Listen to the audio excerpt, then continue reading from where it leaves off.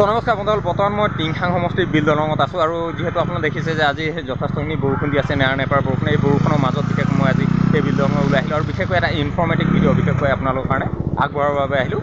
আৰু আপোনালোকে দেখিছে যে আজি কিছুদিনৰ পৰা এই নতুনকৈ নিৰ্মিত হৈ থকা যে বিল দলঙৰ অৱস্থা বৰ্তমান বিশেষকৈ বৰষুণ দিয়াৰ বাবে একেবাৰে কাহিল হৈ আহিছে, যাৰ কাৰণে বিশেষকৈ আজি এদিন ধৰি দুখন বাহন ইয়াত ফচি থাকিব লগা হৈছে, ডাঙৰ দুখন গাড়ী, যাৰ কাৰণে বিশেষকৈ মৰাণ ফালৰ পৰা আৰু আপোনাৰ নাহকটীয়া দিশৰ পৰা অহা যিসকল এইটো ৰাস্তাত তেখেতক আহ যাহ কৰিব বিচাৰে, তেতিয়াহ'লে বিশেষকৈ এই ৰাস্তাত তেখেতৰ হয়তো কিছু সমস্যাৰ সন্মুখীন হ'ব পাৰে। তো মই এই সমগ্ৰ দৃশ্য দেখাই আছোঁ আপোনালোক। আৰু বিশেষকৈ আজি ইয়াত অলপ কাম কাজ চলি আছে। ইয়াত মই আগফালে দেখাই আছোঁ আপোনালোক। ইয়াত এখন টেংকাৰ ইয়াত ফচি আছে আৰু বৰ্তমান JCB লগাই ইয়াত কাম চলি আছে। আৰু মোৰ লগত এইফালে অভিজিত গগৈদেৱ আছে, মই তেখেতক অলপ যাব চেষ্টা কৰিম। অভিজিত কেনেকুৱা, ভালে আছে? ঠিকে আছে। অ'কে। চ' আজি সেই বিল দলঙৰ অৱস্থাটো একেবাৰে বেয়া, ৰাস্তাটো। এই সমগ্ৰ কথাখিনি কি ক'ব? এইখিনি ক'বলগীয়া আছে ভালেখিনি কথা। ৰাস্তাটো বৰ বেয়া, সকলোৱে দেখিছে। ইয়াত যিসকলে বাহন লৈ অহা যোৱা কৰিছে প্ৰত্যেকে দেখিছে, ওচৰ চুবুৰীয়া দেখিছে। এই ৰাস্তাটো আচলতে এটা মূল পথ হৈ পৰিছে বৰ্তমান। ইয়াত চিধা কথা ক'বলৈ গ'লে অৰুণাচলৰ বহুত গাড়ীও এইফালে অহা যোৱা কৰে।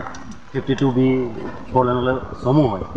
তাৰ দ্বিতীয়তে এই ৰাস্তাটো নিৰ্মাণ কৰি থকা আজি কেইবাবছৰো হ'ল, প্ৰায় 5-6 বছৰ হৈ গৈছে। এই দলংখন অৰ্ধনিৰ্মিত অৱস্থাত আছিল, কিন্তু আজি কিছুদিনৰ আগৰ পৰা দলংখন মেৰামতি কৰিছে। দলংখন মেৰামতি হৈ গ'ল।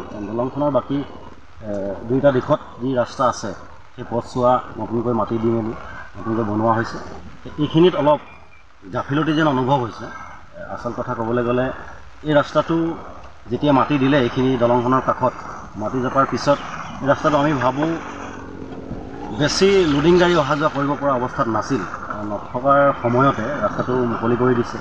এনেকুৱা এটা নেৰানেপেৰা বৰষুণত এই ৰাস্তাটো যিহেতু অধিক ওজন লৈ মালবাহী গাড়ীবোৰ অহা যোৱা কৰিছে, তেনেস্থলত এই ৰাস্তাটো এনেকুৱা হোৱাটো স্বাভাৱিক। ইয়াৰ কাষতে আৰু এটা পথ আছিল, পুৰণা এটা পথ ইফালেদি আছিল। সেই পথটো বন্ধ কৰি দিয়া হৈছে। যদি এই পথটো খোলা থাকিলহেঁতেন খুব সম্ভৱ এনেকুৱা এটা অৱস্থা নহ'লহেঁতেন। আৰু এই ৰাস্তাটো আচলতে মই ভাবোঁ বা আমি ভাবোঁ ইয়াৰ বিভাগীয় অভিযন্তা আহি এবাৰ নিৰীক্ষণ কৰাৰ প্ৰয়োজন আছে। গতিকে এই কথাটো চিন্তা চেতনা কৰি PWD ডিপাৰ্টমেণ্টে এবাৰ চকু দিয়াটো প্ৰয়োজন আছে। গতিকে তেখেতলোকে আহক এবাৰ। এই ৰাস্তাটো আচলতে ওজন ভৰ লৈ অহা বেছি ওজনৰ গাড়ীবোৰ অহা যোৱা কৰিব পৰা হৈছেনে নাই তাৰ বিষয়ে অলপ এবাৰ নিৰীক্ষণ কৰক, পৰীক্ষামূলকভাৱে ব্যৱস্থা গ্ৰহণ কৰক। সেই কথাটো মই তেখেতলোকলৈ আবেদন জনাইছোঁ। আৰু এই ক্ষেত্ৰত সকলোৱে এবাৰ দৃষ্টিগোচৰ কৰক বুলি আবেদন জনাই মই ইমানখিনি অৱস্থা যি দুৰ্দশা 2017 চনমানতে নিৰ্মাণ হৈছিলে দলংখন, বৰ্তমানলৈকে সম্পূৰ্ণ হোৱাগৈ নাই। আৰু দলংখনৰ যি দুৰ্দশা, আজি এতিয়া দুখন গাড়ী ফচি আছিলে। এখন গাড়ী যিহেতু টানি উলিয়ালে আৰু এখন গাড়ী আপোনাৰ তেলৰ সৈতে লোড আছে, এখন পাল্টি মাৰো অৱস্থা। কেমেৰামেনে আপোনালোকে দেখাব পাৰে পিনে গাড়ীখনৰ যি অৱস্থা চলি আছে। আমাৰ মানে কি হয়, আমাৰ ই ৰিক্সা চলাই আমি জীৱন যাপন কৰি আছোঁ। আমাৰ যাব পৰা ব্যৱস্থা নাই, তথাপিতো আহিছোঁ আৰু মানুহ নমাই পিনে পাৰ কৰাইছোঁ গাড়ী। আৰু মোৰ বিশেষকৈ ষ্টুডেণ্ট আছে, স্কুলৰ ষ্টুডেণ্ট আছে, ষ্টুডেণ্টবিলাক মই বহুত দূৰেদি ঘূৰাব লগা হৈছে মানে। আৰু তদুপৰি এখন দলংখন নিৰ্মাণ হোৱা নাই, সম্পূৰ্ণ হোৱা নাই। তথাপি পুৰণা দলংখন মানে বন্ধ কৰি দিয়া অৱস্থাত এনেকুৱা অৱস্থা বেছি সৃষ্টি হৈছে মানে, বহুত বেয়া হৈ গৈছে। পুৰণা দলংখন যিহেতু খুলি থ'ব লাগিছিলে, মানে পুৰণা দলংখনো বন্ধ কৰি দিলে। বন্ধ কৰি দিয়াৰ পিছতে গাড়ীবিলাক অহা যোৱাৰ কাৰণে একো বহুত অসুবিধা হৈ গৈছে। গম নাপাওঁ, মহৰি আছে ওচৰৰে। আগতো কোৱা হৈছিলে তেখেতক কামবিলাক অকণমান ভালকৈ কৰিবৰ কাৰণে, যিহেতু ইয়াৰ আগতো হৈছিলে যেতিয়া মাটি দিছিলে। মাটি দিয়াৰ সময়ত তেখেতলোকে ৰুলাৰ যিখন মাৰিছে, সেই ৰুলাৰখন মাৰিব লাগে, ভাইব্ৰেশ্যন দিয়া ৰুলাৰখন মাৰিব লাগে।